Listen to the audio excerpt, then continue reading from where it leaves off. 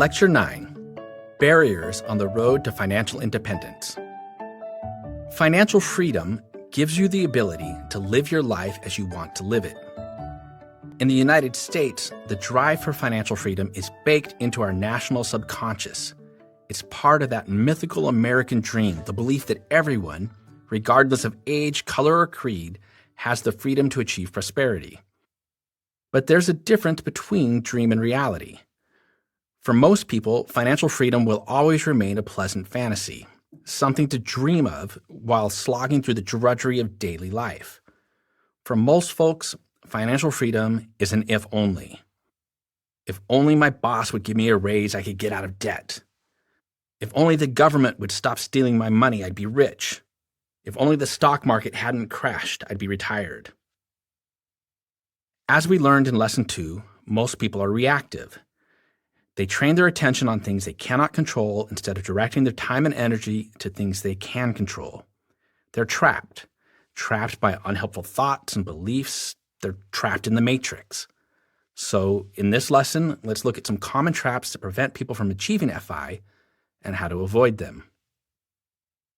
Believe it or not, many who aspire to financial freedom bump into barriers before they even begin. The most common hurdle people face at the start is the belief that I can't retire early because the government takes too much in taxes. I can't retire early because I'm too old to start saving.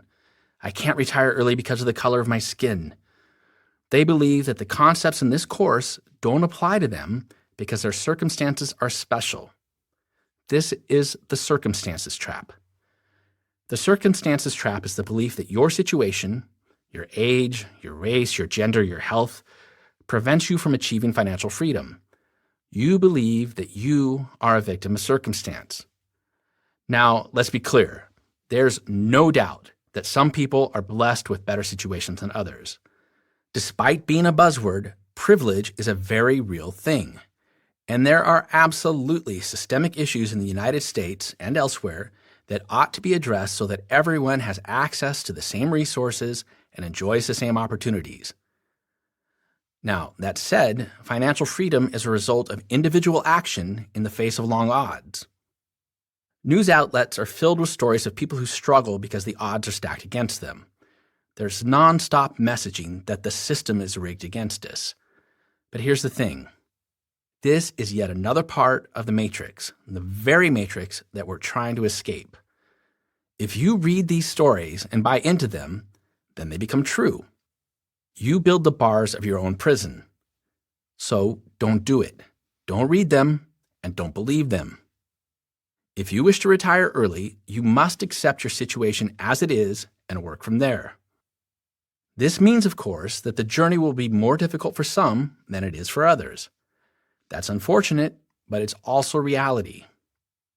Rather than finding reasons that you can't do this, instead look for ways to make it possible. Start where you are. Use what you have and do what you can. No matter who you are and what your circumstances, there's somebody in the FIRE movement who's been there before. In fact, many have used the bleakness of their starting point as added motivation to make financial independence work. Instead of viewing their circumstances as a barrier, they've used them as inspiration for change. Your situation might not be your fault, but it is your responsibility. It's up to you to make changes if you don't like how things are.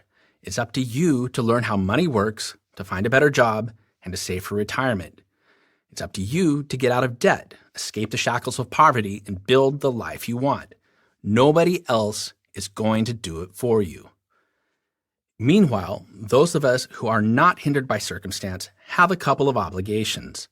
First, to acknowledge that not everyone enjoys the same start in life. And second, to do what we can to create a level playing field and improve the situations of the less fortunate. And look, if systemic issues bug you, financial freedom can be a stepping stone that someday allows you to solve them. Once you achieve FI, maybe even before, you can turn your time and attention to the societal ills that you'd like to see remedied. Another obstacle people face on the road to early retirement is the box trap. The box trap is the assumption that the cost of getting out of a situation is too great to consider. It's the belief that there's no way out of a box. But there's always a way out of a box. You just have to be willing to pay the price. In the world of personal finance, we often refer to the box trap as the sunk cost fallacy. The sunk cost fallacy is the belief that time, money, and effort spent in the past must be considered when making decisions in the present. Many people mistakenly equate sunk costs with dumb spending or spending you shouldn't have done. But in fact, sunk costs are simply expenses you've already made and can't get back. That's it. There's nothing more to the definition. No judgment whether the expenses were right or wrong. Here's an example from my own life.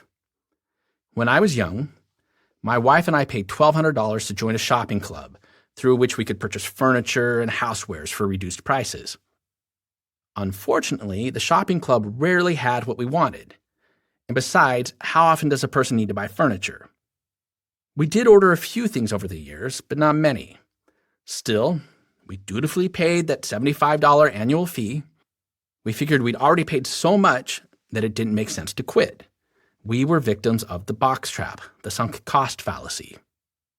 Eventually, we wised up. Just because we'd already paid a bunch of money to belong to this club, that didn't mean we should continue to pay. When we ignored our sunk costs, the correct course of action was obvious. We ditched the club. So let's say you earned a degree in English literature, then spent 2 years in graduate school to get a master's in library science. For 5 years, you've been a librarian at a public high school. Lately, you've been reading about financial independence and you're attracted to the idea of retiring early. But you feel trapped by your work. You make $60,000 a year, which is typical for a librarian, but you think you could earn more if you switched careers. You're reluctant to do so because that would mean throwing away all of the time, money, and effort you expended to get where you are today. So you stay trapped in your box. The box trap often appears when people face big decisions, such as choosing whether to remain a librarian or to pursue a career in sports marketing, or deciding whether to stay in the large home you bought 10 years ago or to downsize to something cheaper. You've invested so much into your career and home, including a great deal of emotion, that your judgment is clouded. When making decisions about the future, past costs are irrelevant. They're literally in the past. They cannot be recovered.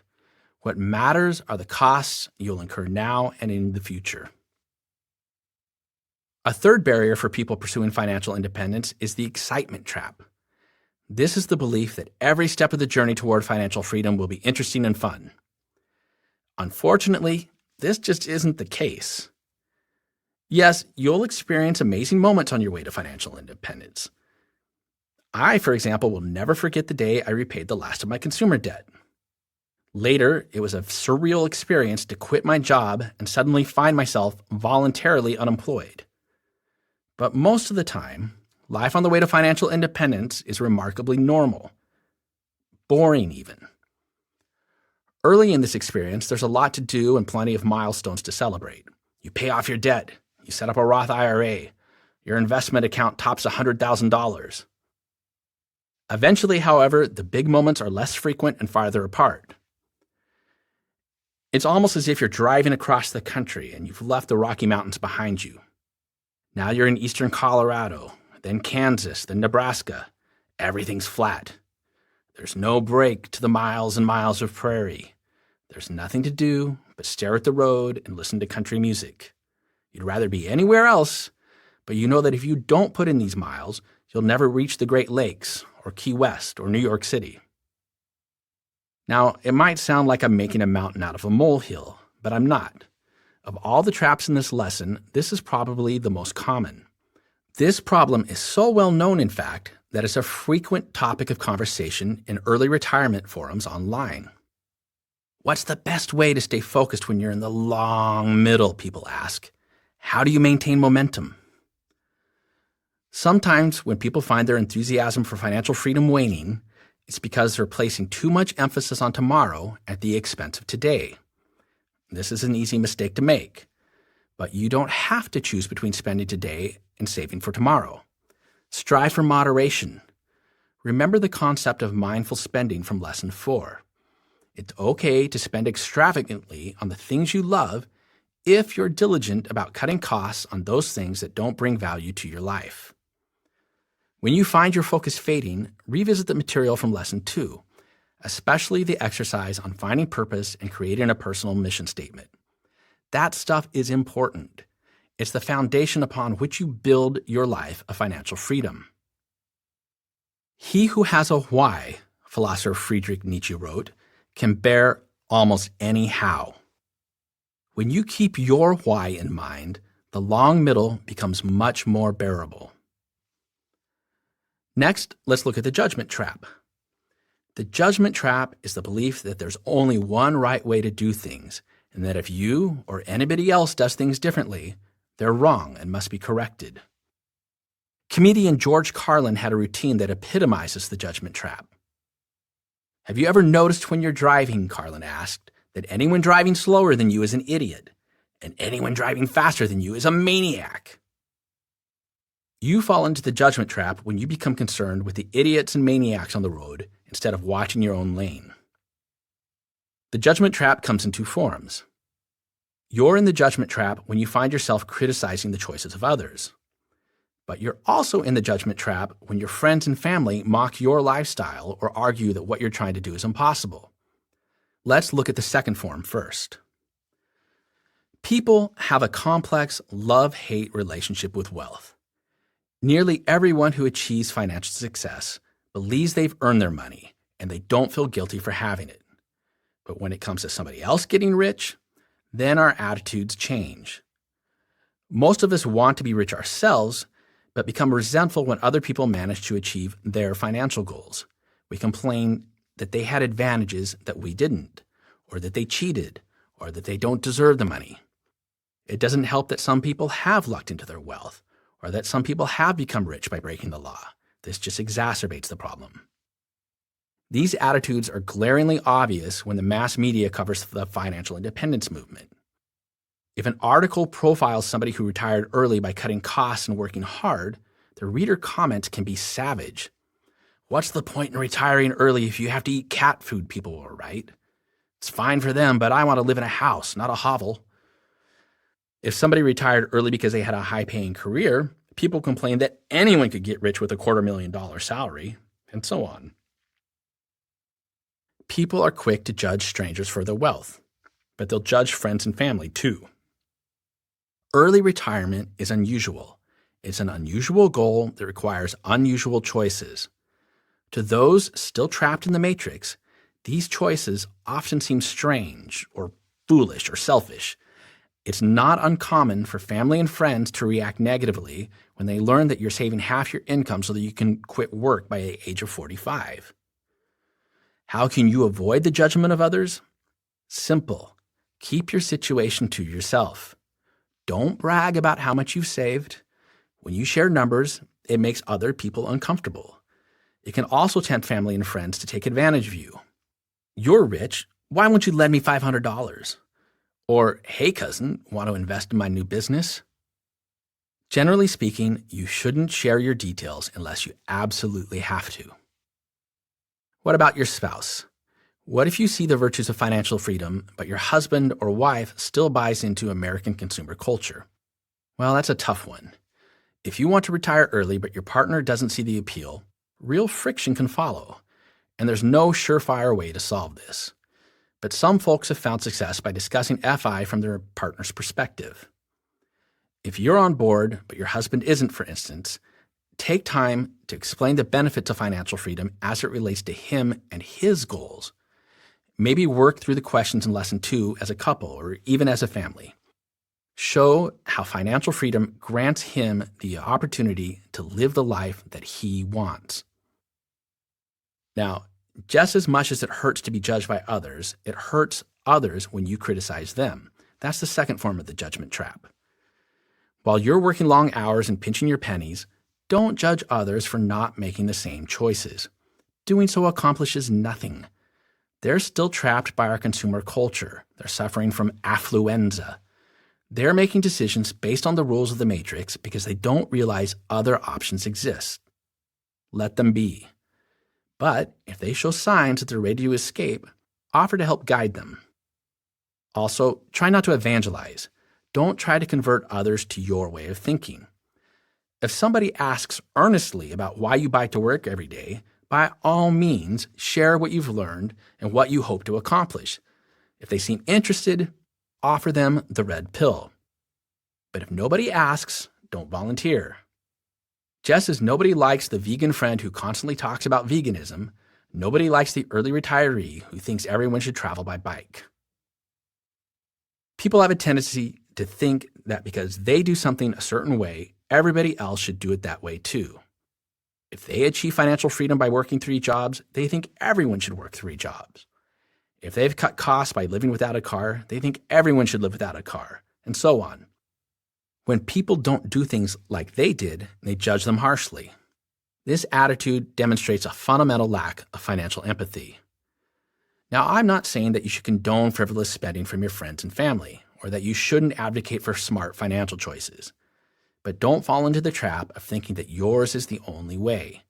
And don't let yourself think of others as idiots or maniacs because they're driving at different speeds than you are.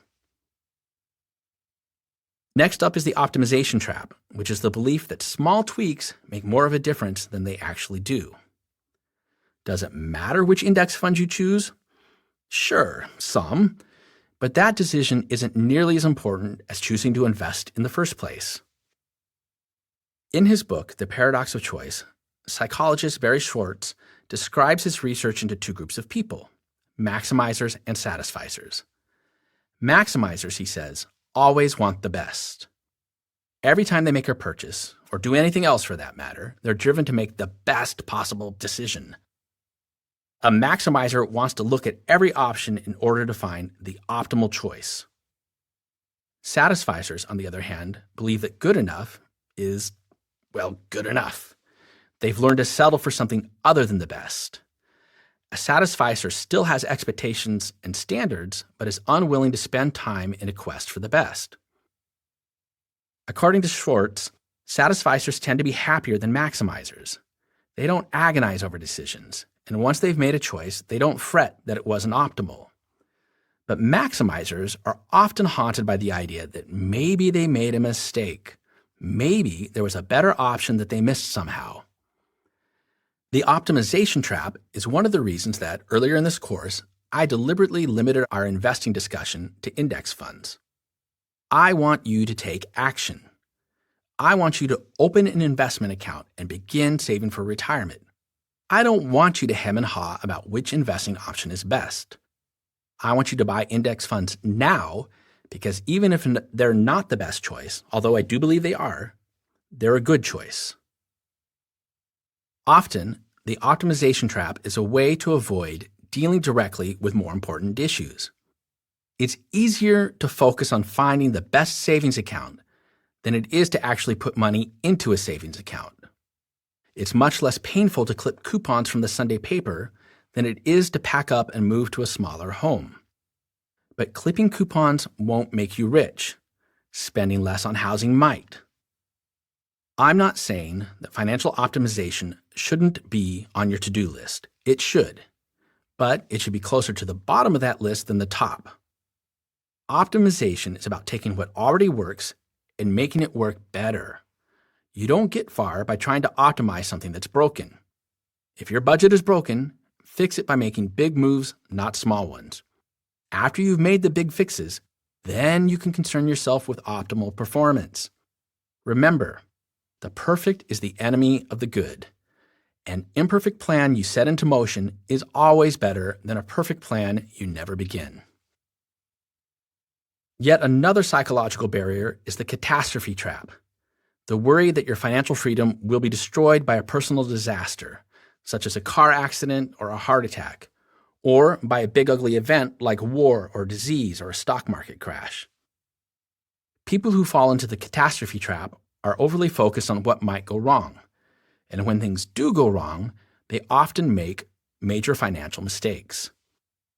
For example, gripped by the fear of catastrophe, many people rush to cash out their investments when the market plummets, as happened in the coronavirus pandemic.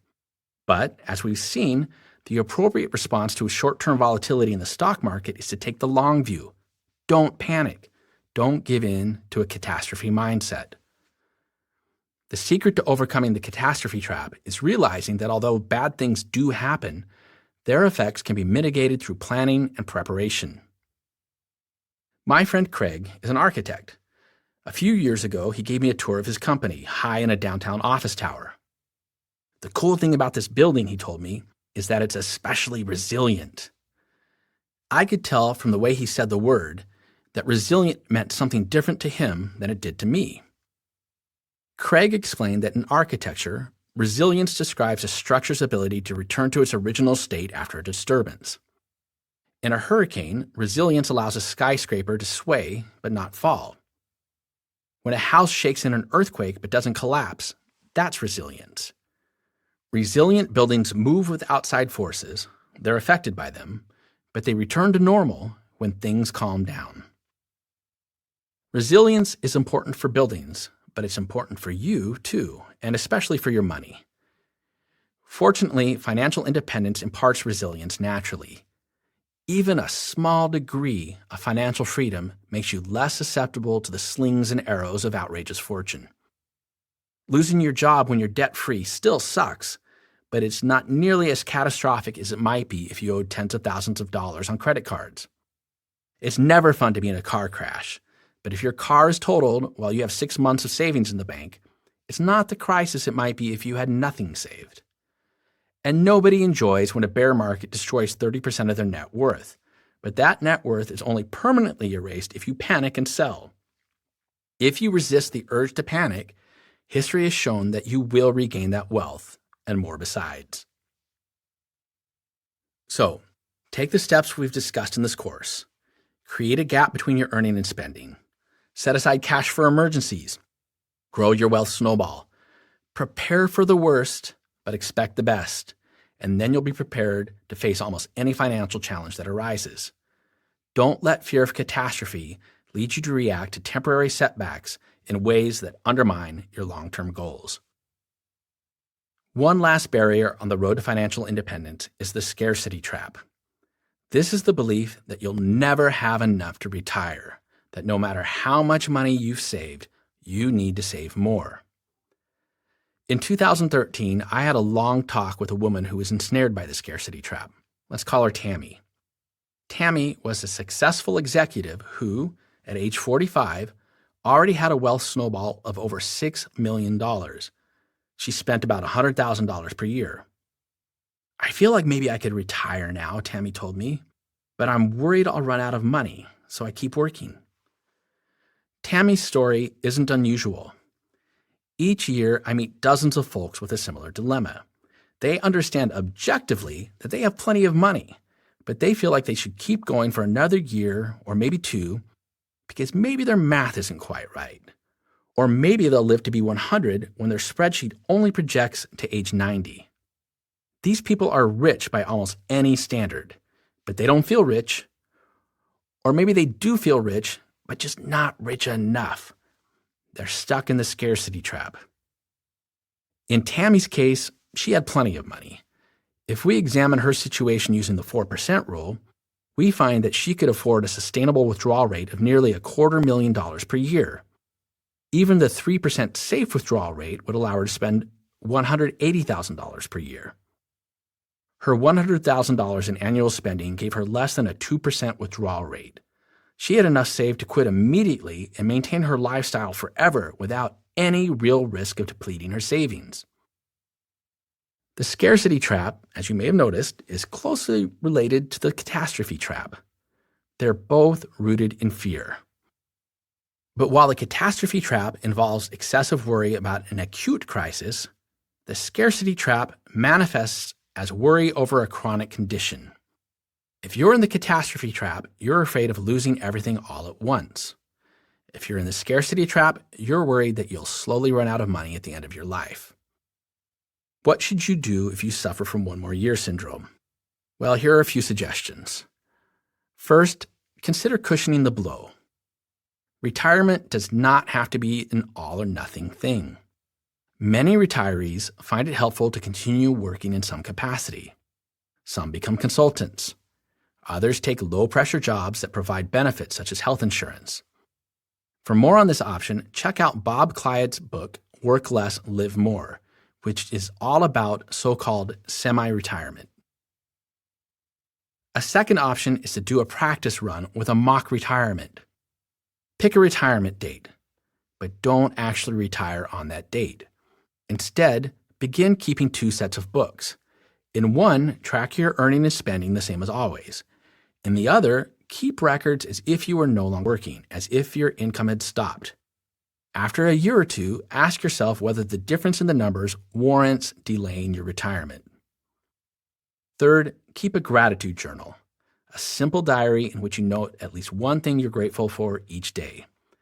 At the end of each year, go back and reread what you've written. Now, this might sound a bit new agey, but it's an effective approach for some folks who live in fear. An abundance mindset comes from understanding there's plenty in the world. Plenty of money, plenty of love, plenty of time. There's plenty for everyone, both for you and for others. There's plenty now, and there will be plenty tomorrow. Enjoy it. So today, we've identified several barriers that can block your progress on the road to financial independence. But what happened at the end of that road? We've said that financial freedom grants you the ability to live your life as you want to live it. But what does that mean exactly? Next time, we'll explore life after financial freedom. What is all of that money for? And when you have all of the time in the world, what's the best way to use that time? In our final lesson, we'll find out.